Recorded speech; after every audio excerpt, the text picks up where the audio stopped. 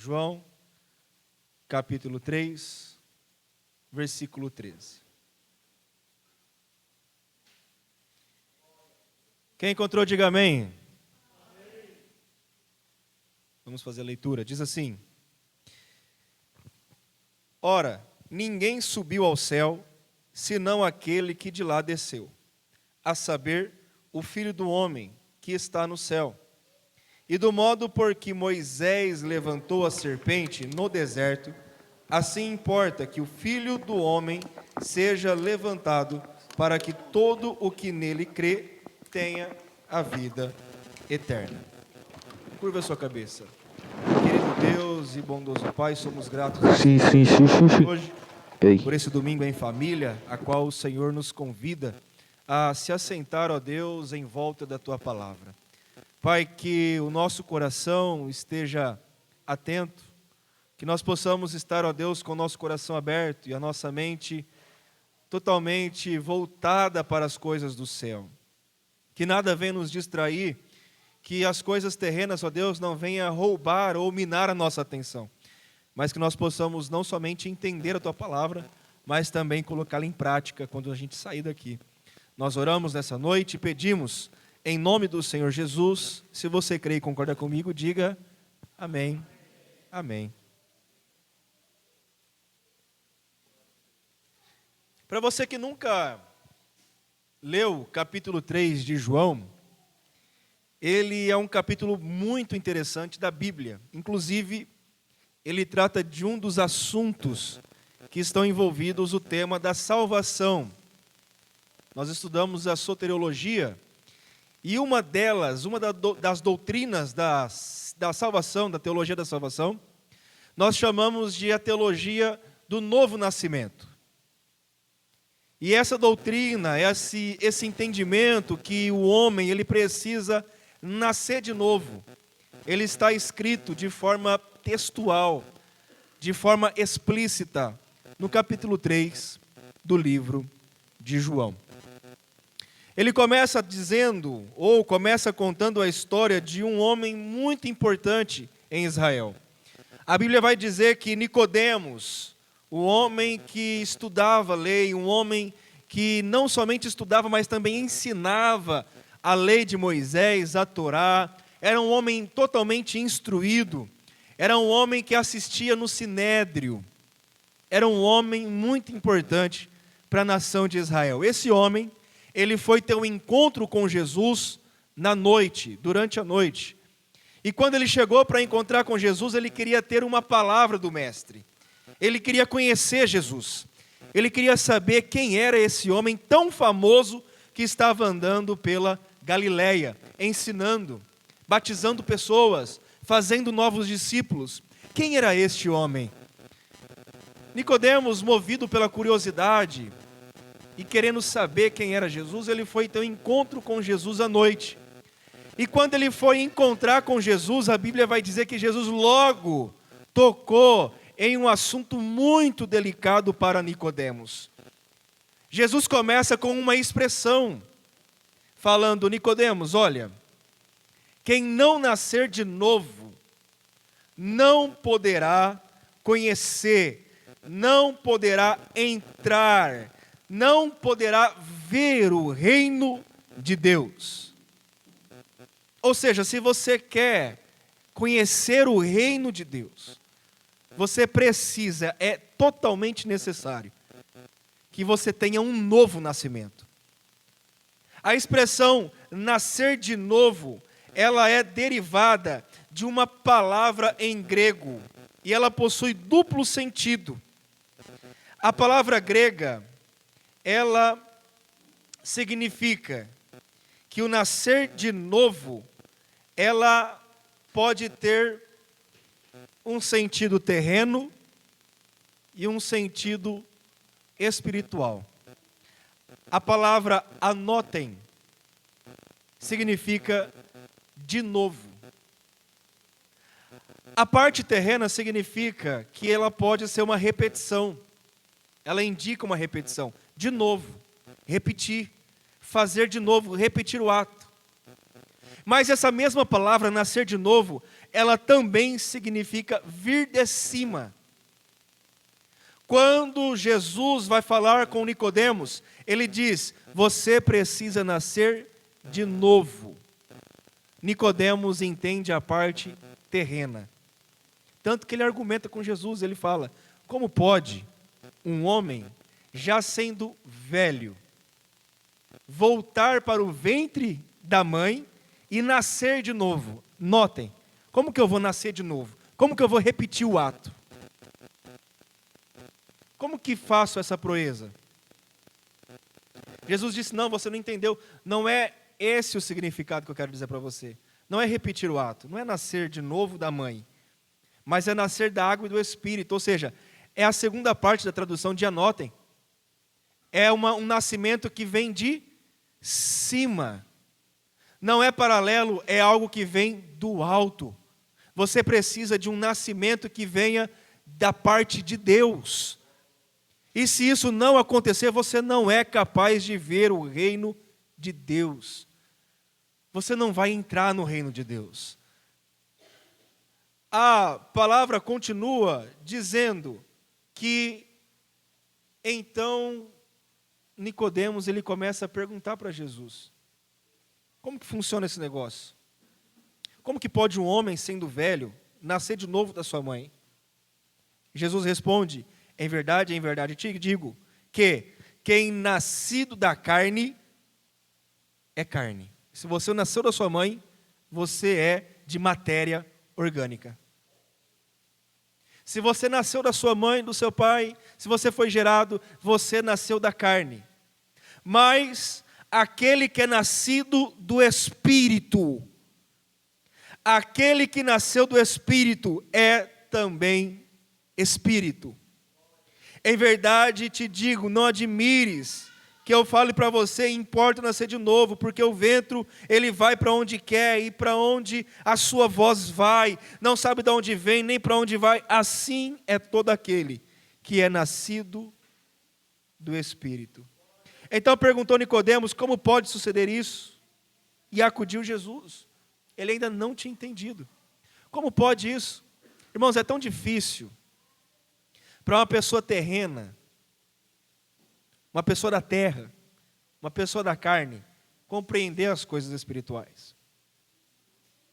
É a coisa mais difícil que tem, uma pessoa natural tentar entender as coisas espirituais. É difícil, ele não consegue entender. Aqui está em choque duas realidades. Um homem que era instruído na palavra, instruído na lei, e ele achou que, por ele ser judeu, filho de Abraão, por ele ter sangue de Abraão, ele herdaria o reino de Deus. Nascido da carne. Ele achou que por ele observar a lei e ser um homem moral, um homem que vai melhorando ano após ano. Olha, hoje eu sou uma pessoa melhor do que eu fui ontem. Hoje eu sou uma pessoa melhor do que eu fui o ano passado. Eu estou evoluindo. Eu não dava nem bom dia para ninguém, agora eu dou bom dia. Olha como que Deus está mudando a minha vida. Antes eu ficava bravo por qualquer coisa, hoje não. Hoje eu respiro fundo, eu aprendi até a pedir perdão. É um homem moralmente ético. Jesus estava combatendo duas coisas dele. Não, você não vai herdar o reino de Deus porque você é filho de Abraão. E você não vai herdar o reino de Deus porque você observa a lei. Porque você é um homem zeloso pela lei. Nada disso faz você entrar e ver o reino de Deus. Mas se você for nascido do Espírito, aí então você verá o reino de Deus. Mas é o nascimento que não vem da carne, não vem de baixo. É o nascimento que vem da onde? De cima. É o nascimento que vem do alto. Como pode isso? Aí Jesus então, o pastor João, como um bom mestre, ele então vai explicar de novo. Olha, lembra, lá no deserto, quando o povo foi picado por uma serpente e ia morrer? E aí eu chego no texto que eu vou trabalhar com vocês aqui nessa noite. Ora, ninguém subiu ao céu senão aquele que também desceu, a saber, o Filho do homem que está no céu. E do modo por que Moisés levantou a serpente no deserto, assim importa que o Filho do homem seja levantado, Eu acho interessante a forma que a Bíblia ensina e como de forma bem proposital e bem cuidadosa a Bíblia foi escrita. Ele não fala assim, da mesma forma que a serpente foi levantada no deserto, assim Jesus também vai ser levantado. Ele não diz que é igual. Embora Jesus Cristo tenha sido levantado na forma de ser glorificado lá em Atos capítulo 1, na ascensão de Jesus, quando ele sobe até o Pai, essa é uma forma de levantar, é muito bom. Outra forma também de traduzir esse texto é dizer que Jesus foi levantado na cruz do Calvário, também é muito boa. Mas a Bíblia não fala que, da mesma forma que foi levantada a serpente, fala, pelo mesmo modo, e do modo por que Moisés levantou. Qual foi o modo? Por que foi necessário levantar uma serpente em meio ao deserto? Moisés não estava dizendo para eles que, da mesma maneira que Jesus seria levantado, era a mesma maneira, mas do mesmo modo. Tem uma grande diferença. Aqui Deus não está falando da forma que seria levantada, mas por que ele seria levantado. Por que era necessário Jesus ser levantado, como foi levantada a serpente no deserto? Bom, vamos ler a Bíblia. Concorda comigo que nada melhor para explicar a Bíblia do que a própria Bíblia? Quem crê que a Bíblia explica a Bíblia? Vamos ver então o que ela fala? Vamos voltar lá em Números, capítulo 21, versículo 4. Números, capítulo 21, versículo 4.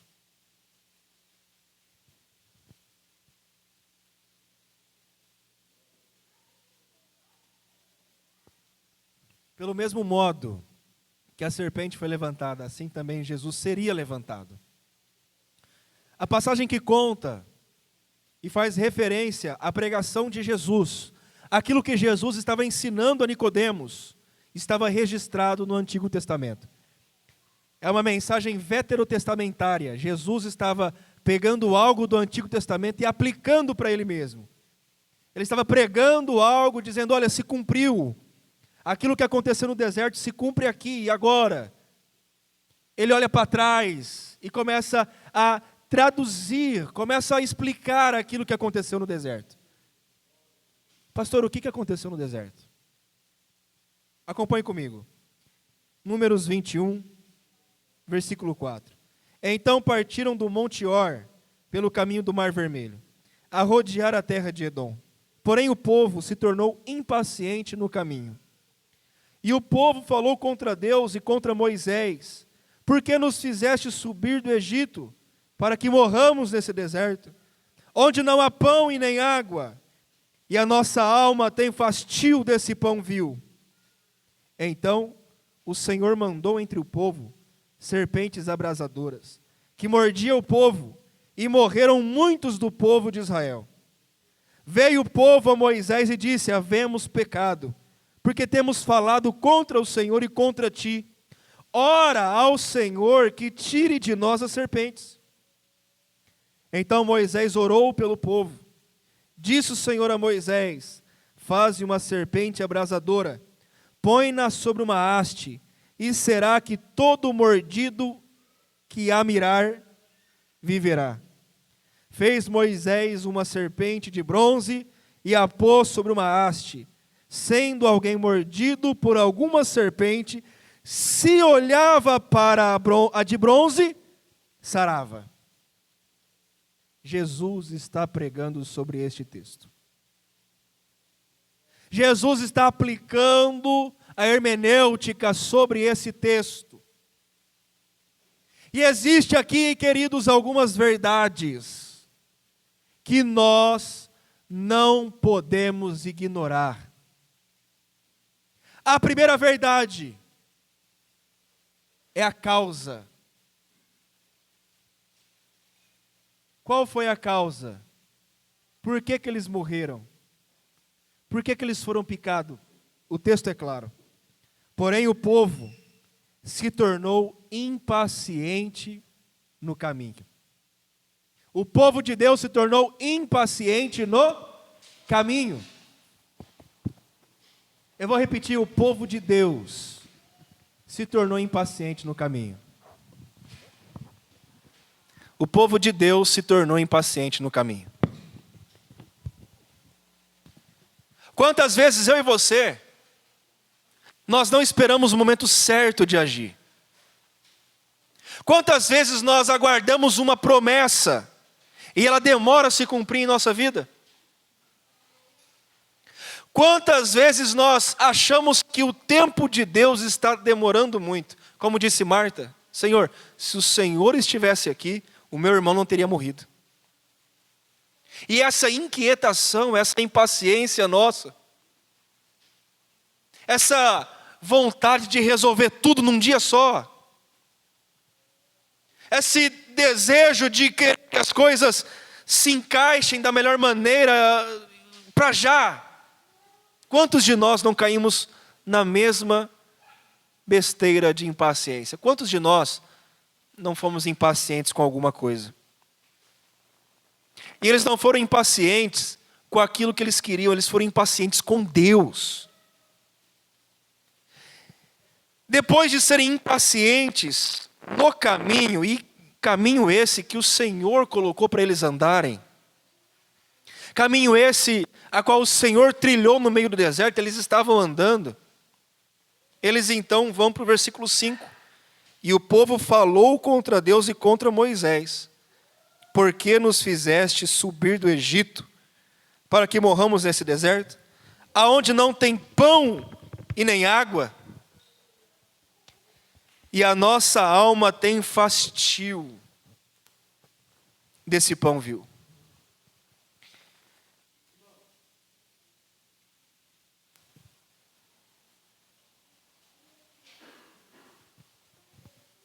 Som. Irmãos, quando nós estamos impacientes no meio do caminho, quando nós estamos achando que Deus está demorando ou que Deus não sabe o que Deus está fazendo, nós começamos a murmurar. Eu aprendi isso com o presbítero Isvaldo hoje. Sentei na mesa, comecei a ler a Bíblia, perguntar, e eu falei isso para a Aline antes de buscar o Erisvaldo e a Claudete. Falei, vai ser bom ter o Erisvaldo aqui comigo, que quando eu for estudar, ele vai estudar comigo. Vai sentar na mesa, a gente vai colocar os livros lá, e eu vou ter alguém para estudar junto comigo. Que eu conheço o Erisvaldo, ele gosta muito de estudar, muito. E eu também gosto. Sentei na mesa e eu falei para ele uma pergunta. Por que o povo começou a murmurar e ficar inquieto? E ele deu uma resposta muito interessante. Ele disse, olha, às vezes o povo prefere ser escravo do que lutar por liberdade. Cadê o outro microfone preto que estava aqui? Acabou? Eu pego esse aqui mesmo, não tem problema não. Está muito ruim esse? Está abafado?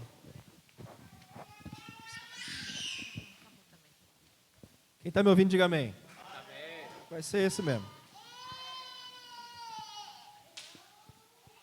Ele disse assim, olha, tem pessoa que prefere ser escravo do que lutar pela liberdade e ter paciência para conquistar a promessa. Chega um certo ponto, e você vai concordar comigo nisso, chega um certo ponto que tem pessoa que olha para a promessa de Deus e fala, Deus está demorando muito.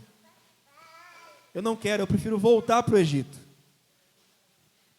Começa a ser crente, começa a vir na igreja, e as coisas, ao invés de começar a melhorar, começa a piorar. E a pessoa tem saudade do tempo que não servia a Deus. Olha, quando eu não ia para a igreja, não tinha tanta tribulação não tinha tanto problema não. O que é isso? O que está acontecendo? Prefiro voltar lá para o mundo. Porque andar com Jesus é problemático demais. Deus está demorando, talvez Deus não vai fazer, não creio tanto assim na promessa. E a gente começa a ficar impaciente e murmurar. Por que isso está acontecendo comigo? Será que Deus não está me vendo? Deus não está me ouvindo? E aí a pessoa prefere ser escravo de novo. Quantas pessoas deixaram a igreja? Deixaram a comunidade de fé? Porque cansaram de caminhar com Deus. Reclamaram. e prefere ser escravo no mundo. Servir, a Bíblia diz que o mundo jaz do maligno. O mundo está em curso, o mundo tem um rumo. E o rumo que o mundo está tomando é o rumo do lago de fogo, do inferno. Não tem o que fazer. E as pessoas preferem abrir mão de andar com Deus porque estão ficando impacientes. E estão querendo ir para o mundo, porque pelo menos no mundo eu era escravo, mas eu era feliz. Ficaram impacientes, começaram a murmurar. Começaram a não querer o pão, preste atenção nisso, não queria mais o pão que Deus mandava. Chamou o pão de pão inútil. No hebraico, é um pão inútil, pão vil, algo sem valor. Esse pão que eles estavam dizendo era o pão que descia do céu, era o maná.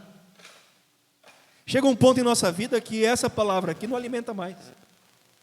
Começa a desprezar a palavra de Deus, a palavra que é lâmpada para os nossos pés, luz para o nosso caminho, o pão vivo que desceu do céu, a palavra, o verbo encarnado, nós começamos a rejeitar isso, dá repulsa. Chega um momento em que a palavra de Deus nos causa repulsa, enjoo, nós não queremos mais. Eu não quero mais ouvir pregação, não quero mais ler a Bíblia, porque a Bíblia me confronta. A pregação do pastor não serve mais. E aí começa a enjoar do pão que Deus mandou do céu, que é a sua palavra. Mas Deus então, Ele permite algumas coisas acontecer. Deus então, Ele permite que um mal atinja. Deus permite. Então o Senhor mandou entre o povo serpentes abrasadoras, que mordia o povo, e morreram muitos do povo de Israel. Serpente abrasadora é um tipo de serpente venenosa, que ela picava, mas a pessoa não morria de uma vez. Tem serpente hoje que se picar, o cabra não passa de 1 minuto vivo. Não é isso? Mas essa serpente aqui do deserto, ela mordia o homem, mordia o pessoal, e ele ficava inflamado, parecia fogo, era abrasadora. E aquilo queimava e ardia, e ia morrendo aos poucos, mas demorava muito tempo para morrer. Aquilo ia se alastrando pelo corpo, da picada ia para o sangue, e já estava dentro do sistema nervoso, já atingia os órgãos o veneno, e aquela picada da cobra ia chegar num certo ponto que ia parar tudo. Eram serpentes abrasadoras. E a Bíblia vai dizer que muitas pessoas morreram no deserto pela picada da cobra.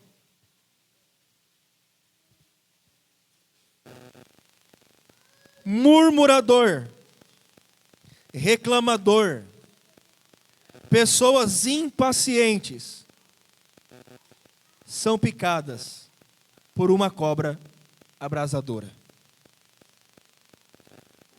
A Bíblia vai dizer que foi amando de Deus. Mas naquele tempo, se você ler a cultura hebraica, para eles tudo era Deus. O bom era Deus, o ruim era Deus. Não tinha ideia lá no Antigo Testamento de Satanás, de inimigo, de diabo. Não tinha essa ideia. Então eles achavam que tudo que acontecia era Deus, tudo era Deus. E Deus mandou a serpente para picar o povo.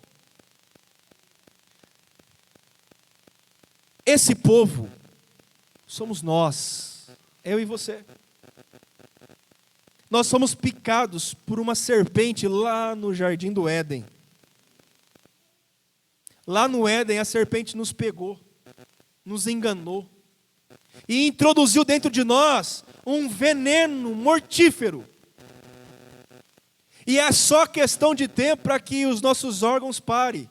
A morte é inevitável. A morte vai nos atingir, sem sombra de dúvidas.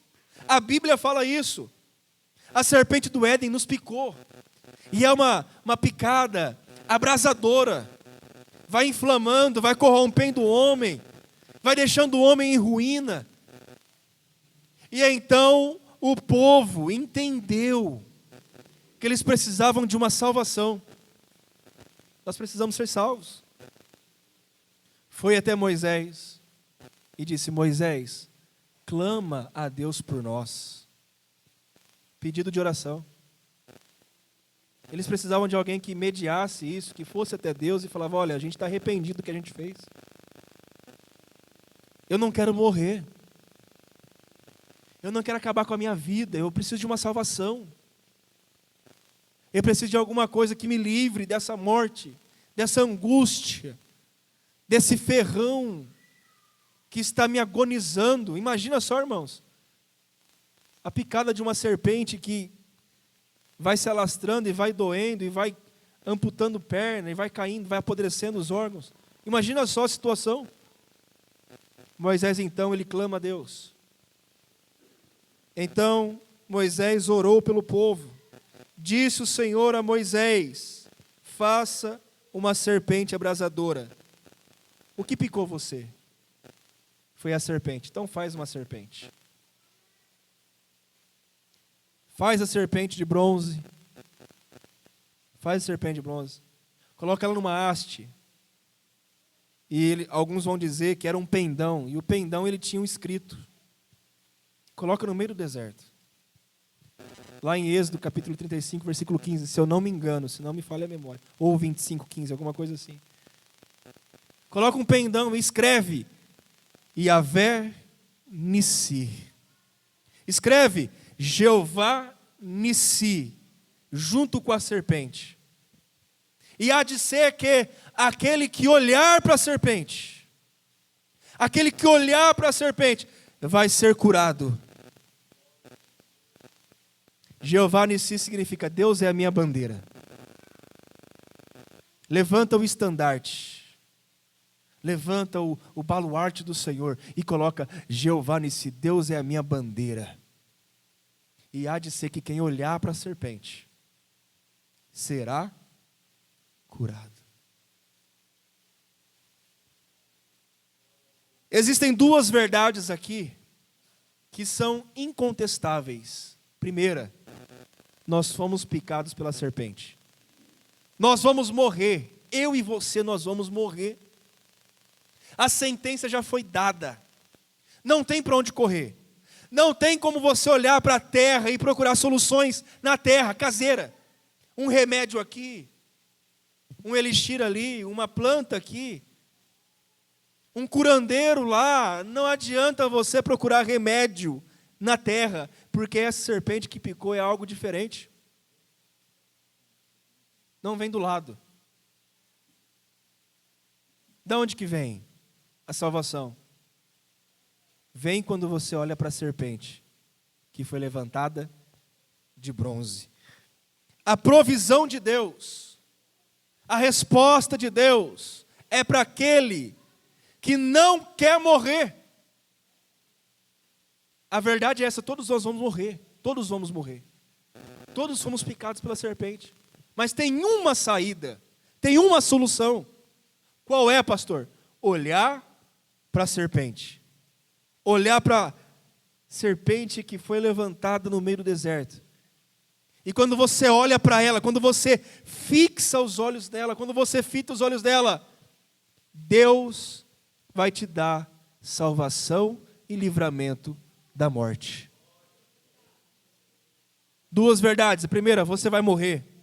Segunda, pode ser que você se salve se você olhar para a serpente. Muita gente morreu, mas muitas pessoas também se salvaram. Por quê? Porque olharam para a serpente. Quem é a serpente?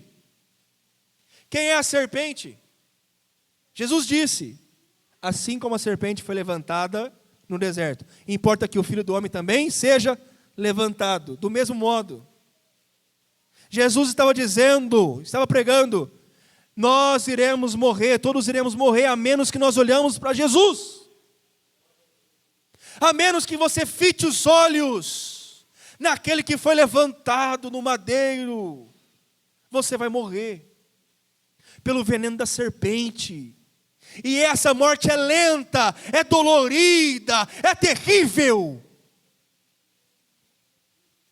ela vai acabando com tudo, irmãos, vai corrompendo o homem.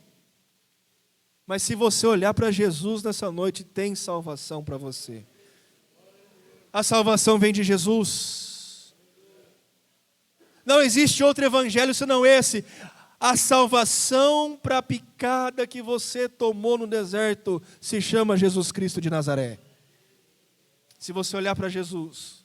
Mas pastor, eu quero olhar para o homem. Você vai morrer. Pastor, eu quero olhar para a liderança da igreja. Você vai morrer. Eu quero olhar para os pastores. Você vai morrer.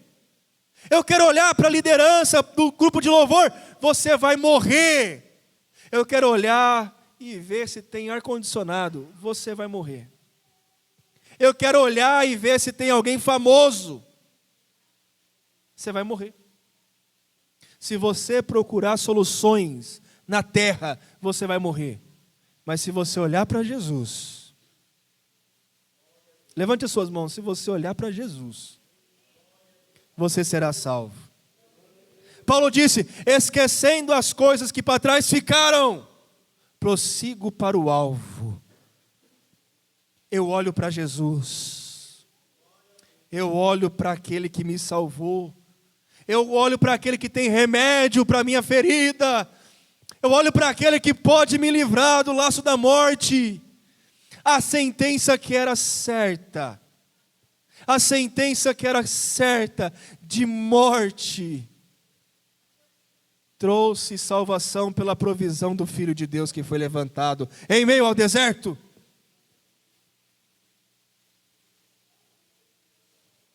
Se você deseja ser salvo nessa noite, olhe para Jesus. Olhe para a serpente que foi levantada em meio ao deserto.